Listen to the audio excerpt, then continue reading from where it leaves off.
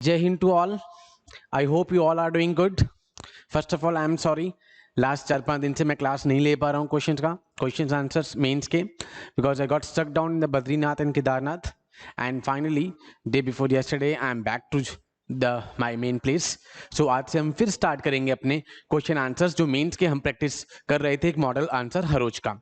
And as I have come from the Himalaya, तो आज मैं आपके लिए जो क्वेश्चन लेकर आया हूँ वो हिमालय का ही क्वेश्चन लेकर आया हूँ.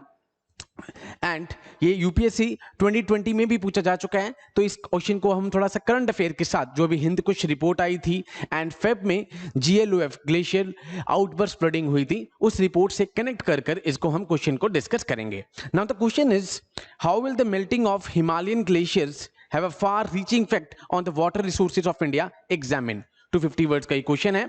अभी तक हमने ज्यादातर क्वेश्चन किए थे थोड़े से करंट बेस के या इंटरनेशनल अफेयर्स के, like the quad and etcetera. अब हम धीरे धीरे अपने जो कोर सब्जेक्ट्स हैं पॉलिटी, ज्योग्राफी, हिस्ट्री, कल्चर, उनके भी क्वेश्चंस करने स्टार्ट कर देंगे. एंड बीच बीच में एक दिन ऐसा रख लेंगे जिस दिन हम पर्सनैलिटीज को भी डिस्कस करेंगे, बिकॉज लास्ट टाइम मैंने जीएस में देखा है कि पर्सनैलिटीज पे भी क्वेश्चन आ रखा है. वो अब उसमें डायरेक्ट उन्होंने औरंगजेब एंड बिल्कुल डायरेक्ट क्वेश्चंस, डायरेक्ट पर्सनैलिटी से क्वेश्चन पूछा हुआ है, तो हम एक एक दो दो फ्रीडम फाइटर्स हो गए या फ्रीडम मूवमेंट में जिनका मेन रोल था वो हम डिस्कस करना स्टार्ट कर देंगे. सो आज से ये सीरीज लगातार कॉन्टिन्यूसली चलेगी, चाहे पिछले 4-5 दिन थोड़ा सा इसमें क्वेश्चंस मिस हुए बिकॉज मैं वहां पर फंस गया था. For that I am very sorry. So आज का क्वेश्चन डिस्कस करते हैं. How will the melting of Himalayan glaciers have a far reaching effect on the water resources. Now अब इस क्वेश्चन को आप दो पार्ट्स में पहले डिवाइड कर लीजिए. फर्स्ट तो आपको ये पता हो कि हल्का सा हिमालय के बारे में introduction, as we discuss in the first class, we have introduction, we have body, we have a conclusion, IBC. ये IBC आपके दिमाग में बैठा होना चाहिए. एंड आप सबसे पहले देखिए क्वेश्चन क्या है कि वाटर रिसोर्सेज के ऊपर क्या इफेक्ट है. अब वाटर रिसोर्सेज में क्या क्या चीज आ जाती हैं, फर्स्ट ऑफ ऑल वो आपको पता हो. वाटर रिसोर्सेज में आपके पास रिवर्स आ गई हैं, वाटर रिसोर्सेज में आपके पास लेक्स आ गई हैं, वाटर रिसोर्सेज में आपके पास पॉन्ड्स आ गए हैं, वाटर रिसोर्सेज में आपके पास स्प्रिंग्स आ गए हैं. ये सब चीजें आपके पास वाटर रिसोर्सेज में आते हैं. एंड ये आपने एनसीईआरटी में 11th क्लास के एनसीईआरटी में पढ़ा होगा, सबसे ज्यादा ग्राउंड वाटर एक्सप्लॉइट इंडिया करता है. ठीक है, तो अब हिमालयन ग्लेशियर्स के मेल्टिंग से उसकी जो ग्लोबल वार्मिंग हो रही है या फिर जो भी हमारे इररिस्पॉन्सिबल टूरिज्म चल रहा है अभी, लाइक एग्जांपल अभी कल भी लद्दाख में इंस्ट्रक्शंस दी गई है कि इररिस्पॉन्सिबल जो टूरिज्म है वो and the global warming is leading to the melting of the glacier. तो इसके लिए लास्ट ईयर हमारे पास एक रिपोर्ट भी आई थी, हिंदकुश असेसमेंट रिपोर्ट. उस रिपोर्ट के साथ हम उस पॉइंट्स को इसमें डालेंगे. प्लस जो अभी एट प्रेजेंट फरवरी में चमोली डिस्ट्रिक्ट में north part of the Uttarakhand, जहां पर मैक्सिमम ग्लेशियर्स हैं, सतुपंत ग्लेशियर्स, चोराबारी ग्लेशियर्स, जहां पर यह कहा जा रहा है कि मेल्टिंग धीरे धीरे इंक्रीज हो रही है, तो उसके शॉर्ट टर्म इंपैक्ट्स और लॉन्ग टर्म इंपैक्ट्स क्या होने जा रहे हैं on the water resources. Point here is the water resources. अब वाटर रिसोर्सेज पे हमारे पास सीधा आ गया रिवर से. अब रिवर सिस्टम में अगर जो वाटर रिसोर्सेज है उसका कुछ भी अगर वो डिक्रीज या इंक्रीज होगा, क्वाइट ऑब्वियस है it will lead to some disasters also. आपने देखा होगा 2013 में केदारनाथ में आपने फ्लड देखे. ठीक है, it leads to the landslides also, जो अभी रिसेंटली भी 4-5 दिन जिसमें अभी लगातार चल रही थी, लैंडस्लाइड हो रही है. प्लस इसके अलावा सबसे ऊपर जो ग्लेशियर में लेक बनती है, उससे अगर ग्लोबल वार्मिंग के बाद अगर हमारे ग्लेशियर जो मेल्ट होते हैं, it leads to the flooding outburst also. वो हमने रिसेंटली अभी फरवरी के फर्स्ट वीक में चमोली डिस्ट्रिक्ट में धौली गंगा रिवर में देखा था. वो इस सारे पॉइंट्स आप इसमें कोट कर सकते हैं, इससे आपका आंसर पूरा हो जाएगा. सो इसको मैंने 3 पार्ट्स में डिवाइड कर दिया as it is, introduction part, the body part and the conclusion part of this river. आपको पहले पता हो कि melting of Himalayan glaciers clear है. नाउ फर्स्ट थोड़ा सा हम इंट्रोडक्शन दे देंगे फर्स्ट इसमें कि Himalayas are the mountain range in the Asia separating the Indian subcontinent from the Tibetan plateau. The word Himalaya is derived from the two Sanskrit word hima and which means snow and alya means home. Alya, Himalaya, that means the snow bound. There the Himalaya means the abode of snow. Almost 11 इसमें ये countries को ये cover कर रहा है जहां जहां पर ये सारा कुछ है. हिंदकुश माउंटेन रिपोर्ट जो आई है हमारे पास, the Himalayan is refer to as the third pole after Antarctica और आर्कटिक. उसके बाद थर्ड पोल माना जाता है हिमालयस को because of the snow bound and being the major source of the rivers for the water for the rivers. These glaciers are the lifeline of 1/3 of the population across the globe. आप हल्का सा एक introduction part starting में लिख सकते हैं of the Himalayas. Now इसके बाद आप थोड़ा सा पॉइंट कोट कर सकते हैं कि 2015 में जो पेरिस कॉन्फ्रेंस हुई थी, ठीक है, उसमें अराउंड 195 कंट्रीज ने ये अडॉप्ट किया था कि legally binding global climate deal, and जिसमें किया गया था कि लिमिट कर देना है हमें ग्लोबल वार्मिंग को to well below 2 degree centigrade and pursuing effort to 1.5 तक लेके जाना है। बट ऐसा नहीं हो रहा है, ये धीरे धीरे और इंक्रीज स्लोली इंक्रीज हो रहा है, ऑल्दो टारगेट ये था। But despite the global efforts, these forecasts that the world global may rise above 1.5 degree. जो लगातार ग्लोबल वार्मिंग हो रही है उससे लग नहीं रहा है कि इस रेंज में अभी तक हम लिमिट कर पाएंगे। नाउ अब हिंदुकुश को मैंने यहाँ पे इसलिए लिया क्योंकि हिंदुकुश ने यहाँ पर आईपीसीसी ने हिंदुकुश की एक रिपोर्ट निकाली थी। उस रिपोर्ट के कुछ पॉइंट्स को अगर आप यहाँ पर डाल देंगे तो क्वाइट ऑब्वियस है आपका आंसर थोड़ा सा अच्छा हो जाएगा। Now, according to Hindu Kush Himalayan report, even the ambitious goal set by the Paris Agreement to limit would lead to 2.1 spike in the temperature in the Hindu Kush region, leading to 1.3 of the region's glacier melting by 2100, और जिससे कि destabilise हो जाएंगी Asia's की river. Maximum जो है Indus, Brahmaputra, Ganga river system, ये सब आपको पता है कि इस ग्लेशियर्स के इधर से आ रही हैं। Himalayan rivers, there are 2 types of river, Himalayan rivers आ रही हैं, पेनिसुलर रिवर आ रही हैं। पेनिसुलर रिवर्स मैक्सिमम रेनफॉल पे डिपेंडेंट है, हिमालयन रिवर्स मैक्सिमम किससे आ रही हैं, ग्लेशियर से उनका सोर्स आ रहा है। सो अगर ये मेल्टिंग हो जाती है तो ये कहा जा रहा है कि ये अराउंड डिस्टेबलाइज कर देगा एशिया की मैक्सिमम रिवर्स को। Now melting of the glaciers के लॉन्ग टर्म इंपैक्ट भी हो सकते हैं, शॉर्ट टर्म इंपैक्ट भी हो सकते हैं, वो हम डिस्कस करेंगे स्टेप बाय स्टेप। सो ये तीनों पॉइंट्स आप इंट्रोडक्शन में हल्का सा लिख सकते हैं रिगार्डिंग द हिमालयस। उसके बाद हमारे पास आ जाता है कि how it is effecting the water resources. Okay, now अब मेल्टिंग से क्या क्या इंपैक्ट हो सकते हैं। अगर मैं आपको सबसे पहले बताऊं तो आपने ज्योग्राफी में कॉन्सेप्ट पढ़ा होगा, there is a concept called leaching. Leaching सबने पढ़ा होगा, एल्बिडो सबने पढ़ा होगा। नाउ मान लो एक रिवर है ये, अगर ये यहां पर है हमारे पास ग्लेशियर्स हैं, अब ग्लेशियर्स मेल्ट होंगे। अब ग्लेशियर जितने मेल्ट होंगे शॉर्ट टर्म में क्या होगा, जो आपने 2013 में भी देखा उत्तराखंड में केदारनाथ में जब क्लाउड बर्स्ट हुआ वहां पे, तो आप देखोगे रिवर मेल्ट होगा तो क्वाइट ऑब्वियस है मेल्ट, पानी का फ्लो बढ़ेगा, पानी का फ्लो बढ़ेगा, that means it will lead to the flood. अब यहां पर आप डायरेक्ट देख सकते हैं कि it will lead to the flood. अब फ्लड आने के बाद क्वाइट ऑब्वियस है वहां पे जो भी पॉपुलेशन है उस पे भी इंपैक्ट पड़ेगा। आपने बहुत सारी कैजुअलिटी देखी 2013 में, एंड अगर ये फ्लड के लिए तरफ लीड करेगा, और अगर मैं इसे कहूं कि लॉन्ग टर्म, अभी तो ये फ्लड की तरफ कर रहा है, इसके अराउंड जो भी यहां पर न्यूट्रिएंट्स होंगे तो रन ऑफ वाटर जो होगा वो इंक्रीज करेगा, एंड रन ऑफ वाटर जितना इंक्रीज करेगा तो यहां से जितने भी न्यूट्रिएंट्स होंगे, वो बीटा आर्सेनिक हो गया, फ्लोराइड हो गया, क्वाइट ऑब्वियस है वही ग्राउंड वाटर में जाके it will lead to the arsenic contamination, fluoride contamination, which indirectly will impact the health of the human lives. ये फर्स्ट पॉइंट हो गया हमारे पास कि शॉर्ट टर्म तो it will lead to the floods. In the long term अगर मैं कहूं तो क्वाइट ऑब्वियस, अगर आपने ये मैक्सिमम ग्लेशियर्स हमारे मेल्ट कर जाते हैं, in the long term it may lead to the drought also, because melt अगर सारे ही हो गए तो जितना सरफेस वाटर बढ़ेगा तो क्वाइट ऑब्वियस है उतना ही ग्राउंड वाटर बढ़ेगा। ग्राउंड वाटर स्टार्टिंग में आप कह सकते हैं कि थोड़ा सा बढ़ सकता है, पर लोकेट ज्यादा होगा, but in the long term अगर जब रन ऑफ वाटर तेज होगा, सारे ही मेल्टिंग अगर ग्लेशियर्स मेल्ट हो जाते हैं तो in the long term ground water recharge हमारे पास कम हो जाएगा। एंड इंडिया में एंड ग्राउंड वाटर जितना ही कम होगा क्वाइट ऑब्वियस है उतनी ही ट्यूबवेल इरिगेशन के ऊपर भी इंपैक्ट पड़ेगा, केनाल एंड ट्यूबवेल इरिगेशन के ऊपर। एंड नॉर्थ में मैक्सिमम ट्यूबवेल इरिगेशन करी जाती है, केनाल इरिगेशन की जाती है because of the soft soil, because जितनी सॉफ्ट सॉइल होगी उतना ही पानी नीचे जाएगा एंड परलोकेट होगा एंड परकोलेट होगा, जितना परकोलेट ज्यादा होगा उतनी हम ग्राउंड वाटर को रिचार्ज ज्यादा करेंगे। बट अगर ग्राउंड वाटर ही कम हुआ तो क्वाइट ऑब्वियस है वो इरिगेशन फैसिलिटीज पे भी जाकर हमारे पास इंपैक्ट करेगा। So now, first is impacting the monsoon. Now, Himalayan exert a significant influence on the seasonal shift in the monsoon circulation and the distribution of rainfall over India. Changing monsoon pattern, including increased severity and frequency of storms, could lead to hazards like wildfires, cyclones, hurricanes, droughts and floods. ये भी हमने करा। In the short term, it will lead to the floods. Run of water ज्यादा होगा, surface water ज्यादा होगा, speed ज्यादा होगी पानी की, क्वाइट ऑब्वियस है it will lead to the floods. हम 2013 में देख चुके हैं in the Uttarakhand. And quite obvious है ऊपर जो ग्लेशियर होंगे वहां पर जो डिप्रेशंस हैं, लेक्स हैं, एंड जितना यहां पर मेल्टिंग बढ़ती जाएगी वहां से पानी का फ्लो बढ़ेगा, एंड पानी का फ्लो बढ़ेगा it will and Chamoli district में क्वाइट ऑब्वियस, ये तो मैं आपको अभी करंट अफेयर से कनेक्ट करके भी बता सकता हूं because I have been to Chamoli in the last 7 days।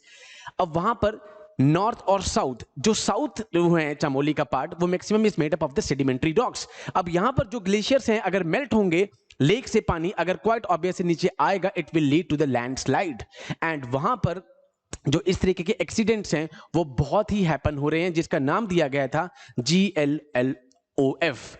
यहां पर जो है ग्लेशियर लैंडफॉर्म आउटबर्स्ट फ्लडिंग हुई थी जो फेब में हुई थी इन चामोली डिस्ट्रिक्ट। आप इसको छोटे से पॉइंट को कनेक्ट यहां पर कर सकते हैं। Now impact of climate conditions, melting of glacier can be threat to the water food security and increase the risk of disasters. Quite obvious है, अगर फ्लड हुई it will lead to the disasters, food security, and drought पड़ गया तो drought से भी it will lead to the food security problems. दोनों ही साइड से ड्रॉट भी और फ्लड भी दोनों ही हमारे लिए ठीक नहीं है। सो वाटर रिसोर्सेज पे डायरेक्टली इंपैक्ट होगा of the melting of the glacier. And one more point, जब आप देखेंगे कि अगर मेल्टिंग ऑफ स्नो होगा वहां पर, ग्लेशियर्स का होगा, तो क्वाइट ऑब्वियस है जो यहां पर एल्बिडो होता है, the reflected part, albedo will also decrease, and जितना एल्बिडो कम होगा उतना ही वो प्रेसिपिटेशन पे इंपैक्ट करेगा, एंड प्रेसिपिटेशन पे इंपैक्ट करेगा तो क्वाइट ऑब्वियस है रेनफॉल पैटर्न पे भी इंपैक्ट पड़ेगा। तो वाटर रिसोर्सेज में हम एक एल्बिडो वाले पॉइंट को भी ऐड कर सकते हैं। First is the leaching point, second is the flood,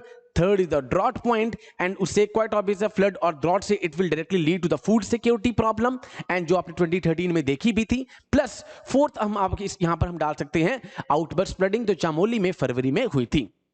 okay, now ground water depletion, short term में हमने देखा कि क्वाइट ऑब्वियस है शॉर्ट टर्म में तो फ्लड्स आ गई, बट लॉन्ग टर्म में अगर ग्लेशियर्स मेल्ट होते रहे तो क्वाइट ऑब्वियस है अगर रन ऑफ वाटर यहां पर बढ़ेगा, स्पीड में होगा, तो क्वाइट ऑब्वियस है स्टार्टिंग में तो फ्लड हो गई, but in the long term हम देखेंगे अगर मेल्टिंग ज्यादा बढ़ती गई तो यहां पर it may lead to the drought, and quite obvious है सरफेस वाटर ही ग्राउंड वाटर में जाता है in the form of ground water, percolate होता है, but in the long term हम देखेंगे कि वो ग्राउंड वाटर रिचार्ज को कम कर देगा, and along with the leaching it will may lead to the many contaminations also, जिससे कि problems आ सकती हैं।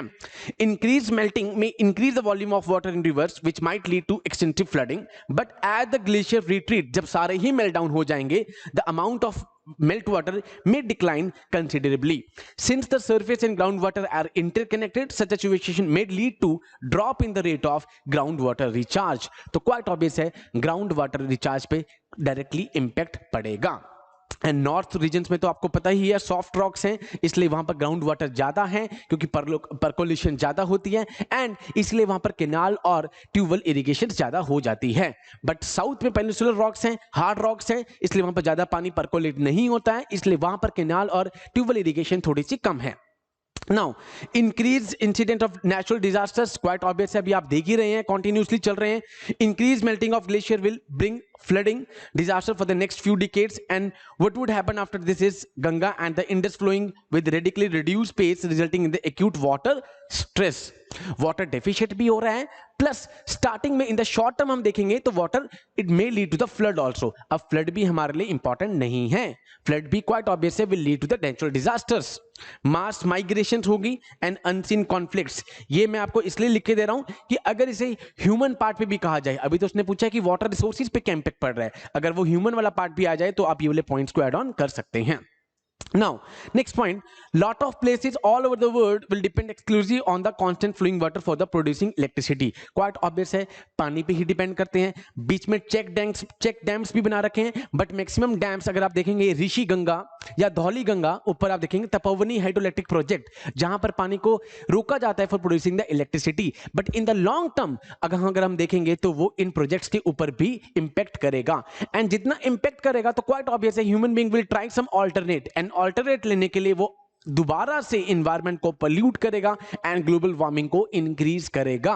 सो डायरेक्टली वाटर स्टोरेज ही सोर्स है of the electricity. Tapovan electric hydroelectric project आप इसमें एग्जांपल दे सकते हैं इसमें, बिकॉज ये भी रिसेंटली फेब का एग्जांपल है, एंड उसके बाद अगर वो चीज रुक जाती है तो human being will try some alternate. Now अभी हिंदकुश को मैंने इसलिए रखा था बिकॉज इसी हिंदकुश की ही रिपोर्ट आई थी last year, Hindukush assessment report by IPCC. It is a source of 10 major river system, includes Ganga, Indus, Brahmaputra and Mekong in India, Pakistan, Afghanistan, Nepal, Bangladesh, China and Myanmar. Large scale warming will alter the river flow in these countries, and change in this could not only cause the erosion and landslide in the mountain but also destroy dams and hydropower production. Same thing happened in the February in the north part of the Chamoli district, which is the source of many mighty rivers like Alakananda, Ganga river, and this all maximum this Dholi Ganga, the Ganga river system. So quite obvious है इसकी melting से उसके ऊपर भी impact पड़ेगा directly.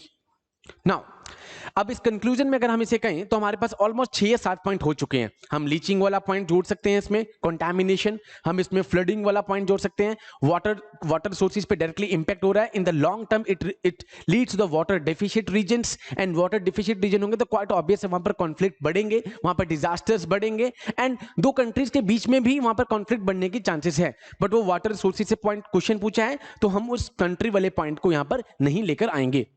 Now conclusion is, आप यहां पर क्वाइट ऑब्वियस डायरेक्टली जो रिपोर्ट है उसकी एक कुछ पॉइंट्स को यहां पर कोट कर सकते हैं. According to the IPCC report on Himalayan glaciers are the melting and receding at the alarming rate, and if adequate steps are not taken, 2/3 of the glaciers, important is 2/3 of the glacier could melt by 2100. So a regional approach is necessary for the protection of Hindu-Kush Himalaya interconnected system, and countries which share these hydrological boundaries must come together and understand the nature of the resources, share data with one another and contribute comprehensive planning. इसके लिए भी Namami Ganga international solar alliance कुछ steps लेने start कर दिए हैं India ने यहाँ पर with the collaboration with the international countries.